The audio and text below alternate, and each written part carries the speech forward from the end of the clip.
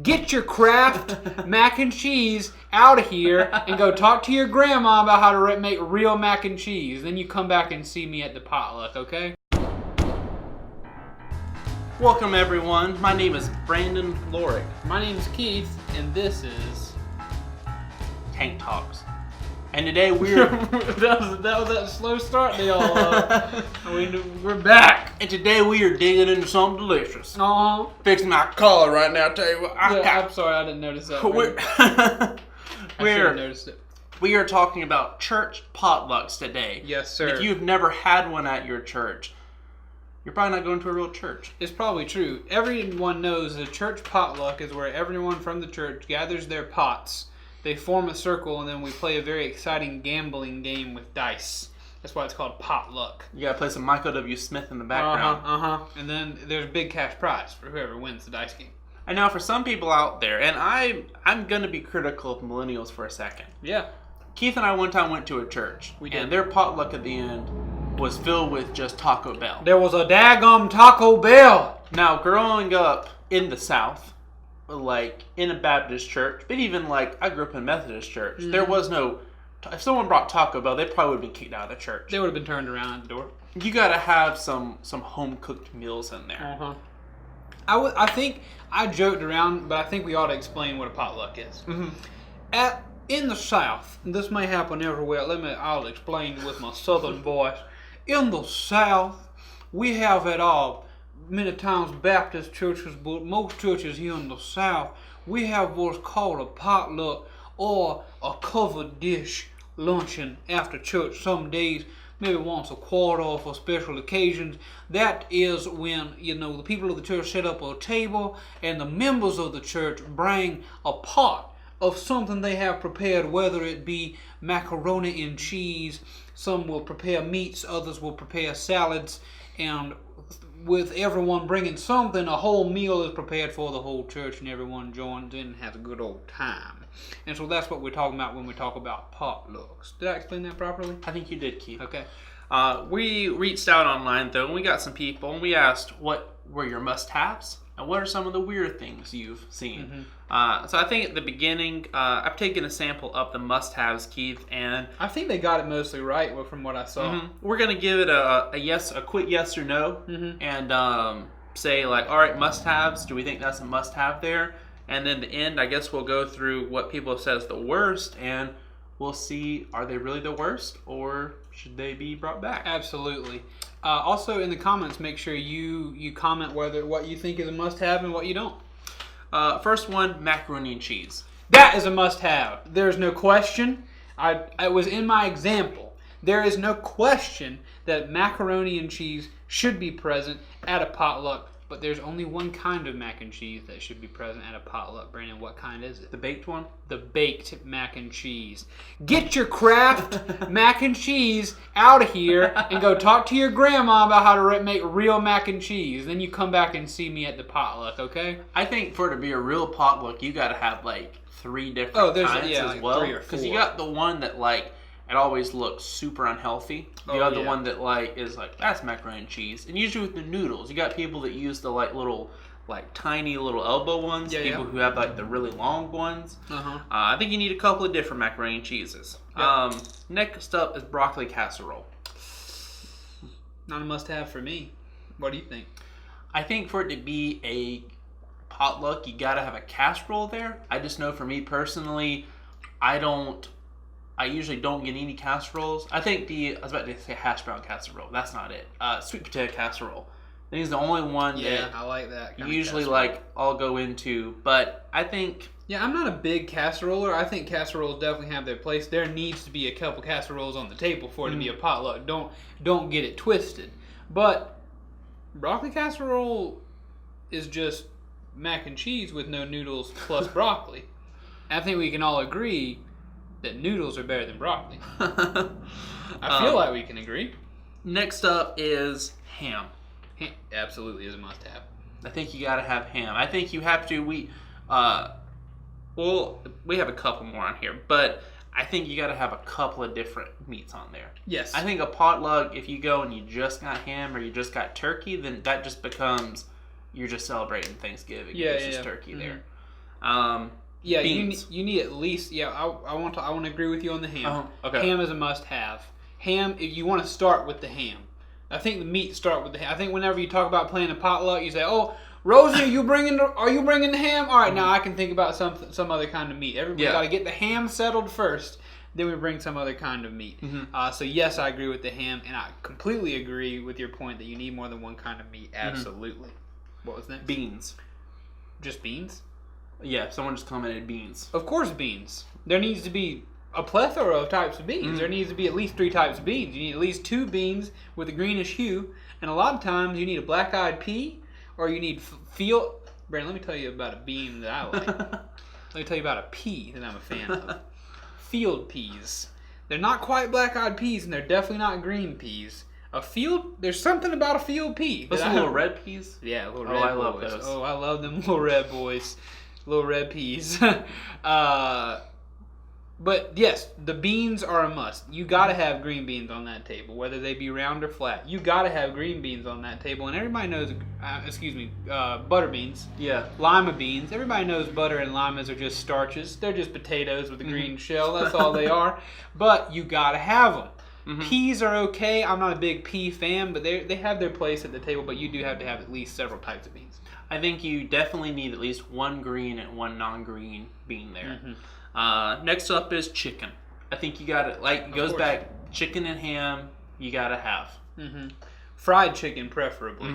I mean, yeah, you can bring your baked chicken for a healthy option if you want, but we're all here to chow down. The potluck is not a place where you diet. The potluck is where you eat that ham. You grab a chicken leg. And by the time you make it to the end of the line, that chicken leg. You got to hold the drumstick and the plate because there's not enough room for it to sit on there. Next one is salad, and they didn't explain it, so I'm gonna go with just a regular garden or Caesar salad, just that kind of mixture. Brandon, I'll tell you, I can probably count on one hand how many potlucks I've been to where a salad was present. I wouldn't call it a must-have. Now, should it be a must-have is a different question. There ought to be some roughage on the table, but I don't think it's one of the requirements for a potluck. My thoughts exactly. I would like to see salads there. I will go make one comment because if Jordan was here. She always gets mad whenever people pre-dressing a salad. Oh, yeah. And if you're going to bring your salad to a potluck, let other people put the salad dressings they want to. Let me do that myself. Don't just say, "Oh, I homemade this," because now you got people that aren't going to get it just because they don't want salad dressing. I want to dress myself. Now, I will hazard this. What if they mean salads such as potato salads, Jell-O salads, which are still hanging on since the 50s or whenever those became popular? Those types of salads are a must. Yeah. On the very end of the table at our church is always the salad section. You got your potato salad. You got your cucumber salad or whatever. Just all these different. You call it a salad, but it's not like a garden salad. I think those do have a place on the table, but an actual garden tossed salad or Caesar salad, I don't believe belongs on the table. Well, we had potato salad on here, so got your opinion on there.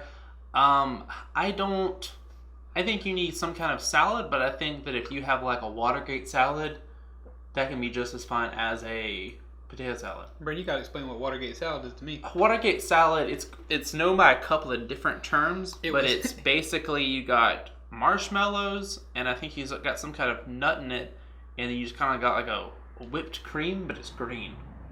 So you're saying, much like the Watergate scandal, it is a salad that is in a place it should not be, with things it should not have. It's typically, I consider it to be a dessert, because it's just whipped cream, nuts and not macaroni, marshmallows. Yeah. But people consider it to be a vegetable. So, and there is no secret. Potlucks are to blame for the obesity of the South. I said it. It's true. Next up, banana pudding. Banana pudding is an absolute must. I don't know what else to say about it. Banana pudding belongs at a potluck. Someone's going to make it. You're not going to get out of there without it being made. And let me tell you one thing that my family at our church holds high, we wave that banner, is my grandmother is the banana pudding lady. She is the queen of the banana pudding. Grandma, if you're watching this, we love you. And your banana pudding is very good. And you deserve all the praise you get. My grandma has a twist on the banana pudding where she puts pineapple into it. And if you haven't tried it, you might think, oh, it's kind of sacred. You don't touch it. But I think that it complements it very well. I'm gonna have to try that firsthand. I'm sorry, Pat. I can't say that's good yet. I'm gonna have to try It's hard to believe, but now if you're a fan of pineapple, that's the key too. Because people eat it and they go, that's not that good. But you don't like pineapple. This is where people are gonna start commenting. Comment right now whether pineapple can go in banana pudding. Man, that's a whole... People just are hating on pineapple. You say you can't put it on pizza, can't put it in pudding. Next up, deviled eggs. Yes, they are a must-have. I don't eat them, but I think I must too. I'll say this: I don't trust them a lot at a potluck. Something about the moistness of a deviled egg. I don't trust someone else to make. I love a deviled egg when my grandmother makes them. Either grandmother. I love the deviled egg, but yeah, at a potluck, I'm wary of them, but I want to see them on the table. Mm-hmm. And the last in the must-haves, corn pie. I believe your sister commented that, or your stepsister. Yes, my sister Kristen. We don't call them step. We all just family.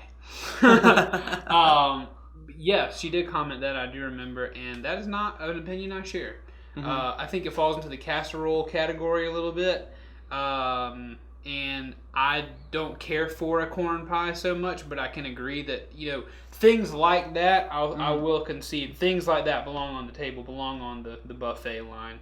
Whether it is specifically a corn pie or a sweet potato casserole or a broccoli casserole, I think things in that category need to be on there. They need to be right after the rice and just before the macaroni. I will say, I think that... even though I'm not a fan of broccoli casserole, never had a corn pie or potato salad, I think you need something there to be a wild card. You need something there that you don't get to eat often. Yes. Or that you're like, I don't eat anyone except for when I come here. Yes, yeah. We'll run through real fast with the worst ones. Yeah, so those are your must-haves for a potluck. If you're at a potluck and you're not hitting those categories, you're not at a potluck. You're just at a weird church dinner. First off, pickles. I mean, I wouldn't call that weird.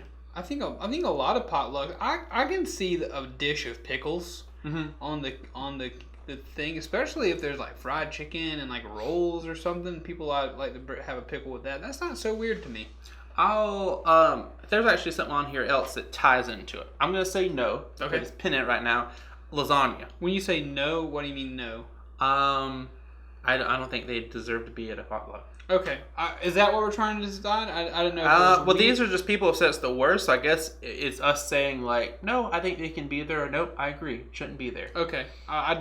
With pickles, I think they have a place. Lasagna. What is this, Italy? I don't think you should bring that because it's not the theme. No, get your lasagna out of here. Absolutely not. You saved that for a pasta night. Absolutely not. We did not fight against Italy in World War II to have lasagna on our potluck table. Which we did fight a little bit against the Italians, right? Did Mussolini surrender before we got there? I don't know. We one time went to a pasta night. Jordan and I did, and I remember all they had there was just red sauce, spaghetti noodles, and either you could get it with meat or without meat. And I was like, that's not a pasta night. That's spaghetti night. Yeah, you need a lot of different pastas. Next one is only a few of something. And I put that on there. I guess it's more of the idea. And that's why I look at pickles is I've went places before where someone brings homemade cookies, but they only bring 6 of them. Or they bring a little dish of something and you only have 6 deviled eggs. Yeah, don't waste your time. Don't bring something so obscure that someone else isn't going to bring something for backup. Mm-hmm. You don't want to be the only person bringing deviled eggs. You're probably not making 100 deviled eggs. Yeah. But if you show up with 5 deviled eggs or 6 deviled eggs, that's the only deviled eggs, you're in trouble. So yeah, you need to make sure that someone's got your back at the potluck. Next, leftovers. Oh gosh. Someone did that. No, don't. That's even worse than the lasagna. If you bought fried chicken or made fried chicken for Sunday dinner last week and you still got some in the fridge, you throw it out to the dogs. Don't bring it to my potluck. Have some class. The Bible says, do everything as unto the Lord, and you would not serve the Lord your leftovers. I swear you would not do it. I think that it falls into only a few. If you only have a couple of something, I think you didn't plan on bringing it here. You planned to serve it to your family, and they didn't want it. And they didn't want it. And then you're bringing it here. And you bring it to me? Last two, soup. Where are you going to put it? Exactly. At what potluck does they give you a plate and a bowl? Let's absolutely not leave your soup at home. Dump your leftovers in your soup. What about stained dishes? I mean, as long as they're clean. I think it's a plastic one. I've got a problem with. A plastic dish? Yeah, if you can see marks on the side of it, dried stuff on there and all. I would say that's different than a stain. Like if you bring a crusty dish, that's nasty. But if you got this is my lasagna dish and I'm bringing my dumb lasagna to the potluck, I'm okay with that dish being a little bit red on the bottom. I'm not really looking at the dish. I try to be in the front of the line enough to where I'm not seeing the bottom of a dish. Now, no one brought it up, but I think it is a really important question. Okay. Real fast when it comes to drinks, because I've been to ones before where they've got tea, Pepsi, Kool-Aid. When you walk up to that drink counter, what do you want, and what's going to make you mad that they have? Requirements: sweet tea, unsweet tea, water, lemonade. With these 4, you have a potluck. Mm-hmm. Do not get crazy with the sodas, people. There is no need to have cherry Coke at the church potluck. If you want to give a Diet Coke option, please by all means do that. But there's not a need for, if you want to throw in maybe 1 lemon lime soda, but you better not have Sprite and 7-Up. And you better not have Coke and Pepsi. Everybody knows that Coke is the Lord's drink. Everybody knows that Pepsi, though it was born in the Carolinas, is also born of the devil. You should stick with just the normal. Don't, like you said, don't have wild cherry Pepsi. Don't have a lime Diet Coke. Just have, that's a privilege. You shouldn't even have soda there. Yeah, this is a potluck. Keep it with tea, lemonade, water. You want to have the sensation of everyone is gathered under the old oak tree to have a meal. Mm-hmm. And no one was bringing Coke. No one's bringing their plastic bottle to that. I want to see a drink in a plastic pitcher with a spinny lid, or maybe even a glass pitcher. Just calm down with the sodas, people. I used to not care about that stuff, but I tell you, where I work at, when I ever see someone take a bite in their Chick-fil-A sandwich and they get a big swig of their Mountain Dew, I'm like, you're not supposed to drink Mountain Dew with a Chick-fil-A sandwich. Just have a Coke or a sweet tea. What are we going to do with them? They're not reading their Bibles. They're not doing potlucks, right? What are we going to do with them? Brandon, that energy drink that I drank before this episode is really coursing through me right now. I don't know what's about to happen, but I feel very convicted about this. I mean, when you grow up with potlucks, it is serious. I'm with you on the soda. Soda is a privilege. Wait till afterwards. Go to the Quick and Go and grab your absolutely. Soda. Go to freaking Arby's on the way home and get you a Coke and a daggum gyro. Since you already riled up, what if someone brings their own? And you see someone brings their own what? Their own drink. Absolutely not. You get right on out of here. You get behind me, Satan. You bring your own. Somebody brings their own Crystal Light lemonade pack. All right, Grandma, get out of here. Just kidding. I feel like I have relatives that probably do that. You can bring the Crystal Light. It's okay. It's fine. Leave in the comment section. Is Keith dead wrong? Notice how I didn't ask if I'm wrong. Yeah. Brandon's right. Am I wrong? I just got excited about this. I mean, I'm ready for a potluck. Also, one thing about potlucks is that my wife and Aaron, he's been in some Tank Media stuff before. His wife, April, who has not appeared in any Tank Media stuff, both of my wife and her, they don't have a lot of trust for people who bring stuff to potlucks. Mm-hmm. They have kind of a they're like, I don't really trust their kitchen. I don't know what they cook with, and I kind of feel like it's kind of better safe than sorry. I don't want to be what if they got cockroaches in their kitchen or whatever, and I can understand that. But also with the potluck, you just gotta assume you're eating this at a church. The Lord has taken care of it. He's not gonna let anything happen to you that shouldn't happen to you at the potluck. Now, if it's your time to go, it's your time to go. But, just trust him. Man, what an episode. Thank you so much for bringing this up, Brandon. Leave the comments below. Did I get too excited? Did I scare you? But potlucks are great. Tell us about your favorite potluck. Tell us about what your favorite item is at a potluck. We want to hear from you. Like, comment, subscribe. Share us with your friends. Share us with your church. Play this before your next church potluck to explain the rules of a church potluck. And we will see you in the next one. Brandon, you got anything else?